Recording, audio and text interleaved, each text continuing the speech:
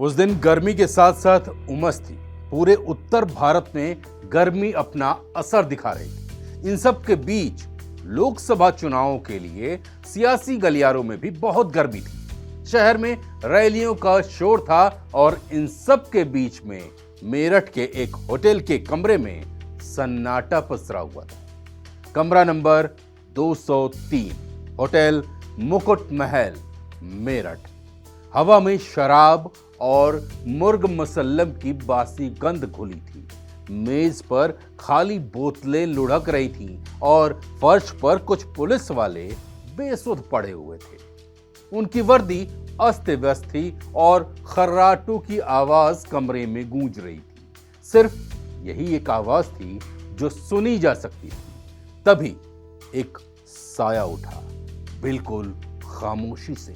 आंखों में एक अजीब सी चमक, लोमड़ी जैसी हंसी के साथ उसने अपनी राडो घड़ी पर एक नजर डाली।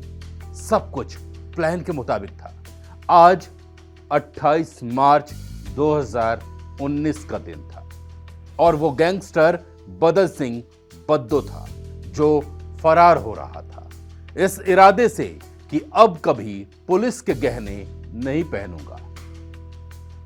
उसे गाजियाबाद कोर्ट में पेशी के लिए लाया गया था, फतेहगढ़ सेंट्रल जेल से। वापसी में उसने उन 5 पुलिस वालों को मेरठ चलने के लिए मना लिया था जो उसके साथ आए थे। मुंहमांगी रकम और महंगे खाने पीने का लालच। पुलिस वालों ने सोचा क्या जाता है, थोड़ा खा पी लेंगे, ऐश कर लेंगे। बदन सिंह बद्दो पहले भी ऐसा कर चुका था, लेकिन इस बार ये ऐशो आराम, ये रिश्वतखोरी बहुत महंगी पड़ने वाली। बद्दो ने उनके पसंदीदा खाने मंगवाए।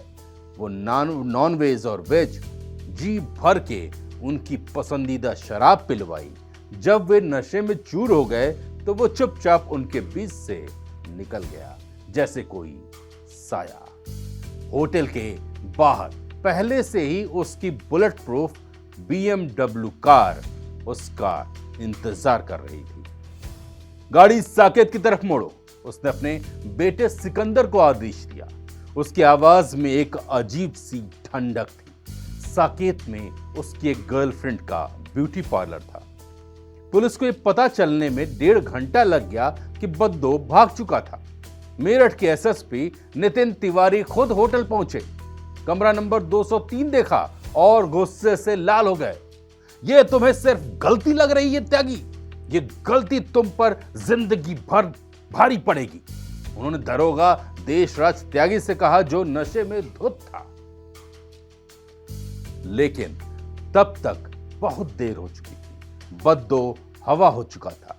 ब्यूटी पार्लर में उसकी गर्लफ्रेंड ने उसका हुलिया बदला। उसने ऐसा रूप बनवाया जिससे वो दिखने में सरदार जैसा लगे। उसने पगड़ी बांधी, दाढ़ी मूछ लगाई। सिर्फ 15 मिनट में बदन सिंह बद्दो गायब था और उसकी जगह एक नया आदमी खड़ा था। यहां से वो अपनी गर्लफ्रेंड के साथ दिल्ली की तरफ निकल गया। कहते हैं कि उसकी गर्लफ्रेंड ने उसे दिल्ली के इंदिरा गांधी अंतर्राष्ट्रीय हवाई अड्डे पर आखिरी बार छोड़ा था। उसके बाद वो कहां गया किसी को नहीं पता। कभी नीदरलैंड्स, कभी पेरिस, कभी ऑस्ट्रेलिया, कभी मलेशिया, कभी नेपाल, तो कभी इंग्लैंड में उसकी लोकेशन की खबरें आती हैं। वो आज भी पुलिस से 2 कदम आगे है। सोशल मीडिया पर एक्टिव रहकर वो अपनी मौजूदगी जाहिर करता रहता है, लेकिन पुलिस उसके जाल को अब तक तोड़ पाने में कामयाब नहीं हो पाई है। लेकिन ये बद्दो की कहानी का सिर्फ एक पन्ना था। उसकी जिंदगी के सबसे रोमांचक और ड्रामेटिक पलों में से एक था। कौन था ये बदन सिंह बद्दो? एक ट्रक ड्राइवर का बेटा जो पश्चिमी उत्तर प्रदेश का सबसे बड़ा डॉन बन गया। बदन सिंह बद्दो का बचपन मेरठ में बीता था। उसके पिता चरण सिंह अमृतसर के मुद्दड़ गांव से आए थे और एक बड़े ट्रांसपोर्टर बंता सिंह के यहाँ ड्राइवर का काम करते थे। धीरे धीरे चरण सिंह ने कमाई के सारे गुर सीख लिए। बंता सिंह का ट्रांसपोर्ट का कारोबार था, लेकिन वो पंजाब से शराब तस्करी में भी लिप्त था। एक दिन शराब कारोबार को लेकर बंता सिंह की पश्चिमी उत्तर प्रदेश के एक गैंगस्टर सुनील त्यागी से ठन गई और सुनील ने बंता सिंह का काम तमाम कर दिया।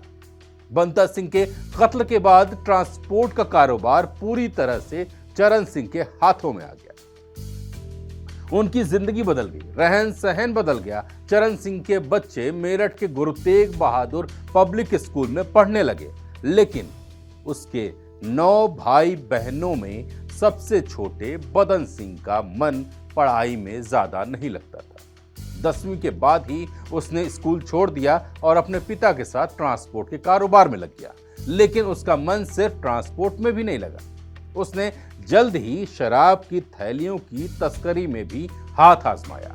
हरियाणा और पंजाब से आने वाली शराब की ट्रकों को वो फर्जी आरसी यानी रजिस्ट्रेशन सर्टिफिकेट के जरिए मेरठ में गायब कर देता था।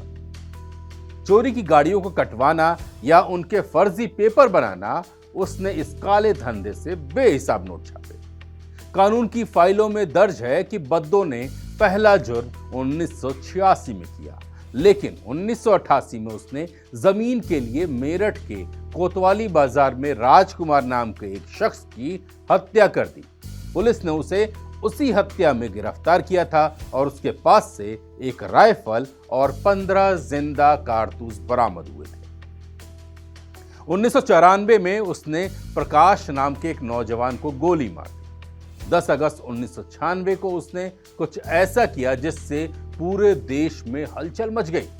मेरठ के टीपी नगर में उसने वकील रविंद्र सिंह की हत्या कर दी। सिर्फ एक दिन पहले रविंद्र सिंह ने बद्दो को थप्पड़ मारा था, क्योंकि बद्दो ने रविंद्र के एक फैमिली फ्रेंड की पत्नी के बारे में कमेंटबाजी कर दी थी। ये थप्पड़ बद्दो की गाल पर पड़ा था, लेकिन निशान दिलो दिमाग पर छप गए थे। बस क्या, बदले में रविंद्र को खुद गोली मारी। यही एक मुकदमा है जिसके लिए उसे सजा मिली। 31 अक्टूबर 2017 को नोएडा कोर्ट ने जिंदगी भर सलाखों के पीछे रखने का आदेश दिया। 47 से ज्यादा मुकदमों में इकलौता ऐसा मुकदमा था जिसमें उसे सजा हुई और 1 साल 6 महीने भी नहीं बीते और बद्दो पुलिस वालों को चकमा देकर ऐसा भागा कि आज तक हाथ नहीं आया। बद्दो ने 28 मार्च 2019 का दिन बहुत ही सोच समझ कर चुना था। इससे पहले उसने अपने लिए पैरोल की मांग की थी, लेकिन बार बार उसकी जमानत याचिका खारिज कर दी जाती थी। उसने जेल में ही रहकर भागने का प्लान सेट किया। अपने बेटे से जेल में मिला और उसको पूरा प्लान बताया। देखो, 27 मार्च को मुझे पेशी के लिए लेकर जाएंगे। मैं पुलिस वालों को पहले से ही सेट कर लूंगा और उन्हें मेरठ वाले अपने होटल में एक रात रुकने के लिए बोलूंगा। अगले दिन यानी 28 मार्च 2019 की सुबह तुम हमारी कार के साथ आना और हम रफू चक्कर हो जाएंगे। उसके बेटे सिकंदर ने पूछा, लेकिन आप इतने आगे की तारीख क्यों सोच रहे हैं? ये तो हम लोग बीच में ही कर सकते हैं पापा। बद्दो बोला, 28 मार्च को प्रधानमंत्री जी मेरठ में रैली कर रहे हैं। यहाँ की पूरी पुलिस और आसपास के जिलों की भी पुलिस बंदोबस्त में रहेगी। हमारे लिए ये सबसे अच्छा मौका है बेटा। पुलिस को पता भी नहीं चलेगा और मैं देश छोड़कर भाग जाऊंगा। बदन सिंह बद्दो किसी हॉलीवुड एक्टर की तरह रहता था। उसका पहनावा, खान पान, चाल ढाल, सबसे उसकी रईसी, उसका रुतबा, उसका रुआब टपकता था। एक ऐसा गैंगस्टर जो उम्र कैद की सजा मिलने के बावजूद आज भी फरार है। पुलिस से लेकर एसटीएफ, एटीएस, इंटरपोल तक उसकी तलाश कर रही हैं, लेकिन वो कहां है किसी को कुछ नहीं पता। सरकार ने उस पर 1 लाख का इनाम रखा, फिर भी वो इनाम 2 लाख पहुंचा, फिर 5 लाख तक का इनाम रख दिया और अब उस पर 5,15,000 का इनाम है। वो आज भी विदेश में रहकर मेरठ और आसपास के इलाकों में जुर्म की वारदात को अंजाम देता है, लेकिन उसके गिरबान तक अब तक कानून के हाथ नहीं पहुंचे हैं। अभी 2 साल पहले की ही बात है जब बद्दो का खूंखार चेहरा एक बार फिर सामने आया। लखनऊ की SC/ST स्पेशल कोर्ट में 7 जून 2023 को पश्चिमी उत्तर प्रदेश के गैंगस्टर संजीव माहेश्वरी उर्फ जीवा की गोलियों से भूनकर हत्या हुई। वारदात को जौनपुर जिले के विजय यादव उर्फ आनंद यादव ने अंजाम दिया। विजय पकड़ा गया और जेल गया। जब लखनऊ पुलिस ने जीवा हत्याकांड में चार्जशीट कोर्ट में पेश की तो वो और भी चौंकाने वाली थी। इस रिपोर्ट में दावा किया गया कि संजीव जीवा को मारने की सुपारी बदन सिंह बद्दो ने 50 लाख रुपए में नेपाल से विजय यादव को दी थी। आज भी सिस्टम में उसके दोस्त मौजूद हैं और जुर्म की दुनिया में उसके दुश्मन भी। जब पश्चिमी यूपी के अपराध जगत में उसने एंट्री मारी थी और अपना केबल कारोबार का धंधा जमा रहा था, तब उसके सिर पर 1995 में पश्चिमी यूपी के गैंगस्टर रविंद्र भूरा ने हाथ रखा था, जिससे बद्दो खुलकर खेलता था। बड़ा क्रिमिनल बना और बेशुमार दौलत भी कमाई। केबल बिजनेस में दबंगई को लेकर 16 अक्टूबर 2006 को पेशी पर ले जाते वक्त रविंद्र भूरा को जडेजा गैंग ने टपका दिया और बद्दो के ऊपर से उसके क्रिमिनल गुरु का हाथ निकल गया। बद्दो ने फिर पश्चिमी यूपी के दूसरे सुशील मूंछ को अपना गुरु बना लिया। 2012 में मूंछ करीब 3 साल जेल में बंद रहा, लेकिन बद्दो बाहर था और उसने सुशील मूंछ का सारा खर्चा उठाया। 2017 में जब बद्दो को उम्र कैद की सजा हुई तो मूंछ बाहर था और उसने गुपचुप तरीके से बद्दो की मदद की। 2018 में सोहरका में मां बेटों को गोलियों से भूनने के केस में मूंछ नामजद हुआ। पुलिस ने उस पर इनाम रखा, लेकिन मूंछ जेल नहीं गया और 28 मार्च 2019 को जब बद्दो पुलिस कस्टडी से भागा तो उसके 2 दिन बाद मूंछ ने कोर्ट में सरेंडर कर दिया। 2022 में वो जमानत पर बाहर आया और अंडरग्राउंड हो गया।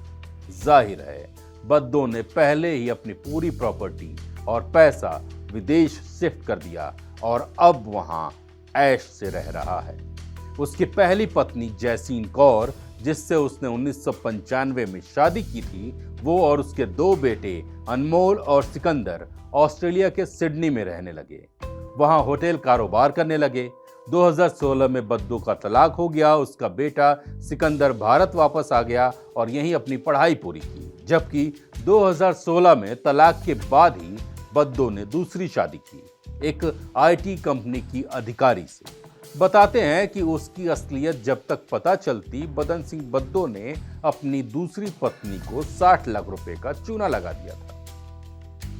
बदन सिंह बद्दो से जुड़ी कई कहानियां हैं जो आज भी जुर्म की फिजा में तैर रही हैं और चर्चा का विषय भी रही हैं। वो कहानियां भी मैं सुनाऊंगा, लेकिन फिर कभी। हालांकि मैं माधव तिवारी हर बार की तरह इस बार भी इस वादों के साथ आप लोगों से विदा लेता हूं कि फिर एक और रंगबाज की कहानी सुनाने के लिए आपसे मुखातिब होऊंगा। तब तक ऐसे काले किरदारों से सावधान रहिए, सतर्क रहिए और सुरक्षित रहिए। जय हिंद।